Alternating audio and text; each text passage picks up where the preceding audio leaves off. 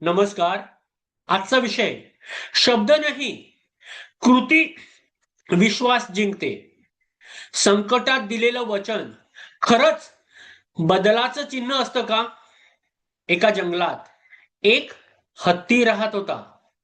तो शांत, ताकदवान आणि आपल्या कल्पासाठी विश्वासू होता. एके दिवशी त्याचा साथीदार मोठ्या संकटात सापडला. भीतीने त्याने वचन दिलं, यावेळी मी नक्की बदलेन.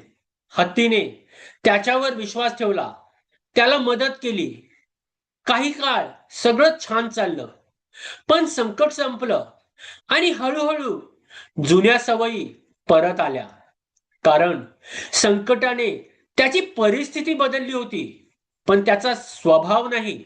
ही गोष्ट माणसामध्येही दिसते. मानसशास्त्र सांगतं, तीव्र ताण किंवा भीतीमध्ये माणूस काही काळ वेगळं वागू शकतो, पण संकट संपल्यानंतर जुने पॅटर्न्स परत येऊ शकतात. जोपर्यंत सातत्यपूर्ण प्रयत्न आणि अकाउंटेबिलिटी नसते. म्हणून एखादी व्यक्ती म्हणते मी बदललोय, तेव्हा फक्त शब्द ऐकू नका.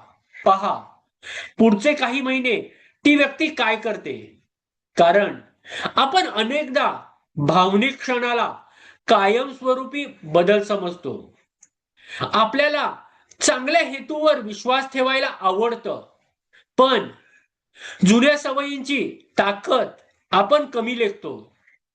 म्हणून जीवनाचा एक साधा नियम लक्षात ठेवा. दयाळू राहा, पण आंधळा विश्वास ठेवू नका.